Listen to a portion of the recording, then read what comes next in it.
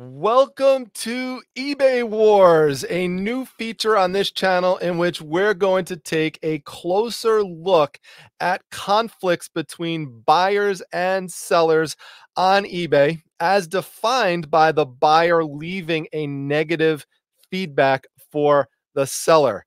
So I'm going to go over 5 cases with you, and I'm going to give you my opinion on who I think was in the wrong. Was it actually the seller who was at fault? Was it the buyer who was actually at fault? Or was it some combination between the two? So some of these are pretty entertaining. So stand by. We're going to go into case number 1 here. So hopefully you find some of this fun and learn some things along the way. So just going to hide that and make this a little bit bigger. So this one here's our first case. It's some dominoes. It's the Dominoes Double Six game. It's the mini set. Now I emphasize there by underlining it that it's mini. Why did I do that? You're going to see in just a moment. It's important, but you also see, as an aside, just for a little quick be on the lookout, this seller has sold 2,870 sets of dominoes. So be on the lookout for dominoes, folks. These mini ones seem to sell good, probably because they're travel related. But here we go. This is the negative feedback. This dominoes, should actually say these dominoes, are baby size for kids. I needed adult size dominoes. All right, well, let's see what the seller says in response to this negative feedback. Says over 10K sold, exclamation point. Make this year your best ever. I don't even know why he said that. This says, God bless, exclamation point. It is so sad that we are in 2021 and we still have buyers who only look at photos. People can't take an additional 10 seconds to read, capitalizes read, a simple title or description. Everyone is in a hurry these days and have no clue what they are purchasing online. It makes it sound like people are just randomly purchasing things. They have no idea what's coming to them in the mail.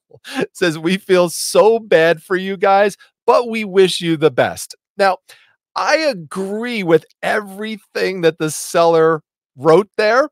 I just would not have written that, because when you step away from it, it comes across as condescending, and it could turn some, other buyers off who come and, and look at this. And what I always say in these situations is just stick with what the facts are. And if you're going to write anything, just write, hey, listen, I said in the title and in the description that these are mini dominoes. So let's go take a look at the description, see what that says.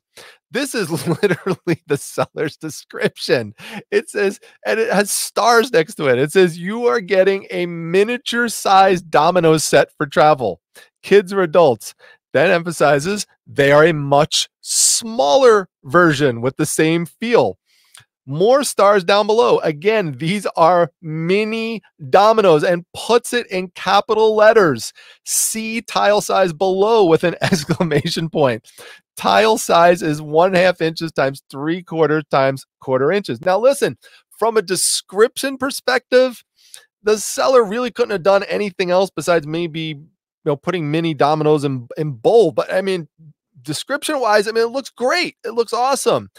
But here's the problem. The only potential problem from a seller perspective, because I'm going to say this is 95% buyer's fault. 95% buyer's fault. The only thing that the seller could have done in this situation, especially since the seller acknowledging, hey, listen, there are people out there who are just looking at photos, unfortunately, is to reduce the chance that this can happen to you, put something in there in that photo that shows the item to scale. So if you go through my listings, you'll see I do this on certain items, is that I'll put measuring tape on there. I do that a lot with my posters, for example, so people get a sense of that, and other things. Sometimes people use a coin. I use a measuring tape, and that really helps. Now, if in this situation, the seller had put in a measuring tape picture in addition to the dominoes there, and the buyer still had his complaint, then that instance I'd say 100% buyer fault. But again, you got to look at it and say, is there anything that could have been done to reduce the chances of this? But so that's my judgment on this one. Let me know what you think down in the comments on that one. So let's go over to case number 2. So we've got 4 books that you see. It says 4 Inheritance Cycle Series, Eragon Complete Set, Paolini. But here's the most important part. It says hardcover slash paperback mix, and it's abbreviated. It says HC/PB. So that's what that stands for, hardcover paperback. But what do we see in the photo? We only see 4 hardcover books, and look at the price, $42.49. We don't see any paperbacks. This is a problem, folks, because let's take a look at the feedback, the negative feedback for this case. It says not impressed. $42 for 4 paperback books. Title is very misleading, says HC/PB mix. You're better off buying the books individually, not happy whatsoever. Well, all right, let's take a look at the description and see what the seller put there. Take a closer look. It says photos are samples. Okay, understood. 4 Inheritance Cycle, says the title. But look at this. Hardcover and paperback mix set, not hardcover or paperback mix set, hardcover and paperback. So I think that any reasonable buyer looking at that would think that they're going to get a combination of hardcover and paperback books. Now, it does say, please note, photos are samples of types of books and are not the actual book sent, which is fine to say that. However, you cannot put something out there and say it's a hardcover paperback mix and then send the person 4 paperback books. So in this instance, I've got to side with the buyer on this one. Okay. Now I look at things, I'm trying to look for this series to work. I've got to be objective. This is not to be anti-seller. Obviously on the prior one, I've sided 95% with the buyer, but I've got to be fair. I not only sell on eBay, I also buy on eBay, and I'm always looking at what the competition is doing. And so there's some tips that you could get from this, hopefully, along the way. If you think of selling something similar, doing similar lots, make sure you're more specific and you actually send out what it is that you're describing there if you're doing mixes and lots and stuff like that. Okay, let's look at the next one. This is case number 3. What Alice Forgot by Leanne Moriarty. Okay, this is a book. Now let's go and see what it says. This is the negative feedback. It says, when this book arrived, it was dirty. Upon further inspection, there was a live insect in between the book jacket and the actual book. It's disgusting. There was evidence of infestation in the form of bug droppings. Ugh. I've taken pictures if you need proof. Now, obviously, I don't have the actual picture that the person sent, so I just put a picture here that you could see of what that would look like of a bug infestation. Now, as an aside, people will sometimes refer to them as bookworms. They're actually not really worms. They're called that because they're actually larvae of other insects like beetles and moths and cockroaches. And it's actually very rare for them to bore through the pages of the books. What they're really going after when they go after a book, the bugs, they're going after the leather. They love that. They love the cloth lining. They love the glue that glues the binding together. And they love the fungi and they love the mold that's inside the book. So they've got to really be hungry to go after the actual pages. So just FYI on that. But let's take a look and see what the description shows us for this listing. All right. That's all it says. Very good. Used hardcover. Sorry, but as somebody who sells lots of books on eBay, that is not good enough.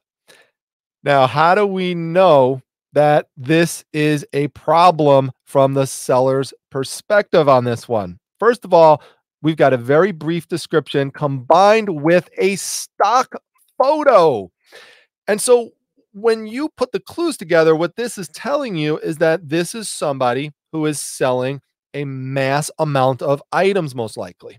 And that is the case. This is someone who's just selling tons and tons of books. And if you ever wondered how it is that people can list that many items on eBay where they have, tens of thousands of listings and stuff, this is how they do it.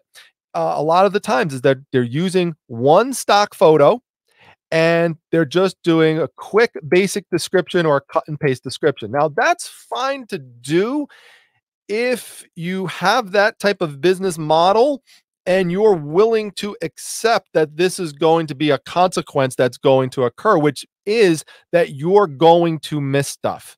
Okay. This type of thing, though, is easily avoided. All you have to do is look through the pages. This is why you see when I am out in estate sales, like the one just from this past weekend, and I'm going through the books, I'm flipping through the pages and I'm showing you the pages. Remember the last video where I showed you there were some pages that had some rips in it that actually helped me get a discount when I checked out. Also, keep in mind too, if you're using this stock photo model, that a lot of buyers, including myself, will not purchase from you if you're using a stock photo. Sure, there's some that won't, but there's a lot of people that will not. A lot of people want to see the actual item that they are going to receive. So, a lot of buyers are going to assume, by the way, if they see stock photos, that the person probably didn't do a deep dive into the book or into whatever item it is to really look at condition. So this is something to be aware of, especially if you're a new seller, to help avoid potential problems like this in the future. So next one, this is case number 4, All in the Family, the complete series 1 through 9 DVD. All right, what do we got here? What's the problem with this DVD set? Trash seller. Wow, this buyer is mad. We're getting a name calling right off the bat. Says change the zip code so it looked like it had been delivered. Scam! Exclamation points, capital letters. So calling the person a scammer, trash seller, all sorts of nasty stuff that's sitting up there in this poor seller's feedback. I'll tell you why I say poor seller in a moment, because this is not the seller's fault. And I don't know what this buyer means, by the way, by changing the zip code. Yeah, sellers could go in and they could change the zip code. They could change the address. But how do you change the zip code to make it look like it's delivered? What would you change it to? I'm not really sure. You'd have to leave that down for me in the comment section. I didn't look into that one. That's scam. So I don't know. But look at this. This is not a response from the seller. This is a follow-up from the buyer. Says, I did not mean to leave negative feedback for this seller. I bought identical items from 2 different sellers and got the auctions mixed up. The negative feedback I left here was meant for the other seller, but was given to this one by mistake. Everything this seller sent arrived in a timely manner and was exactly as described. Please bid with confidence. Gee, thanks a lot. So, obviously, right? Obviously, this is 100% the buyer's fault for doing this and messing this whole thing up.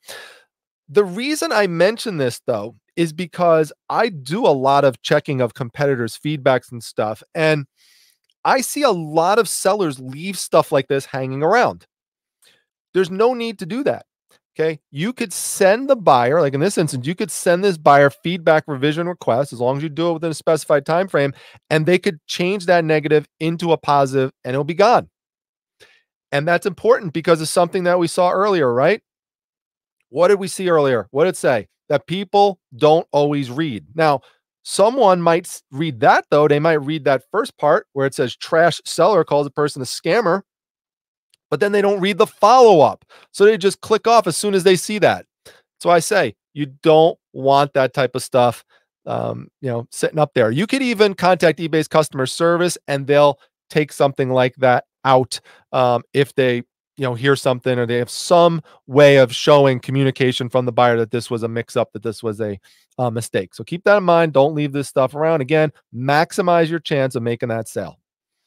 Last one, case number 5, False Knees. It's another book. And the reason why why you see a couple books here is that was my methodology. I just typed in the word book into eBay and I just went with the first listings that came up. I clicked on them, went to the feedbacks. And so 3 of the 5 here, we've got books, and then 2 of them were other types of items. But if you want me to use a different search term in a future follow-up video to this, let me know down below. So if you want like clothing, electronics, whatever, I'll use that as, search terms next time. But let's see what it says here. Big feedback here, big negative feedback. Item arrived swiftly, but condition was not what was promised. The selling note said pages may include limited notes and highlighting. What I got was words and entire speech bubbles blacked out. There was no mention of this whatsoever in the description, and blacking out dialogue is neither notes nor highlighting. Not what I paid for. And that is exactly correct, folks. Highlighting is when you highlight something in yellow, you could still see the text, or you highlight it in orange or maybe light green or blue, light blue, but not black. That is blacking out of the text, if that's correct. Now, how do we know if this is correct or not, what the person is saying? Well, let's take a look. This is what the seller wrote in their description. It says the item shows wear from consistent use, but it remains in good condition and works perfectly. All pages and cover are intact, including the dust cover if applicable. Now, let me just stop there. A couple things. First of all, books don't really work. Electronics work. I mean, unless you want to count page turning, but you don't count that as the book is working. That doesn't really make sense. Okay. So it makes you think this might have been pulled from like a different item or combined with like taken from like a different type of listing. Then it says, including the dust cover if applicable. How do you not know if the book has a dust cover? Of course you would know that. So this is telling you, right? Clues, psychological clues that this seller is just cutting and pasting the description and putting it in there. Spine may show signs of wear. Pages may include limited notes and highlighting, just like the buyer said. Now, as a buyer on eBay, I can tell you, I hate when I see this. I hate when I see that it says may. I want to know if it has limited notes and highlighting or it doesn't. The spine either shows wear or it doesn't show wear. So, if you could tell the person if it does or does not have, whatever the defect is, put it in there. Give the person the information. May not, here we go again with may not include discs, access code, or other supplemental material. So again, all the indications here, including when you combine it with the stock photo that I showed you in the beginning for this one too, indicates we have someone who's just putting up a mass amount of items fast. And again, I want people to know that this is the consequence, the potential consequence, if you are doing this and using that type of approach. Now, here's something else I want to show you that's very interesting that you definitely need to pay attention to, especially with eBay's emphasis on making sure you're adding item specifics. Be very careful what you're picking, especially when it comes to condition, because check this out. For books, item specifics, when you pick good, look what one of the things says there. I just underlined it. No highlighting of text. That directly conflicts with what the seller actually wrote. Pages may include limited notes and highlighting. You cannot have a listing where you have two opposite condition descriptions. Can't have it. So on this one, with all the evidence that came in, I'm going to say this one goes against the seller. There were things that definitely could have been done here to make this better. So hopefully, again, people found this entertaining and educational as well. Hopefully you'll learn some good stuff on this one. And if you want this series to continue, I need to hear that. Let me know that in the comment section. Share it with some other people. Tell other people about it. This is a new concept that I came up with and figure it'd be worth a try. So don't forget to like, comment, and subscribe, and make sure you come by to the Cha-Ching-a-thon. That's going to be Wednesday night, the 28th of April at 8 p.m. Eastern Standard Time. You get to make money in the live chat. If you're selected, two people go against each other. And if you buy, then you could wind up going up also and showing your item off and maybe making some sales. Also, we'll have a couple auctions. We'll have a giveaway for Support That Seller Sunday through my Facebook group, the Facebook Reselling Resource Center, and all sorts of other fun things as well. Always lots of laughs. So make sure you come by to that one. And with that, folks, hope you enjoyed it. I'll see you back at the next one. Take care.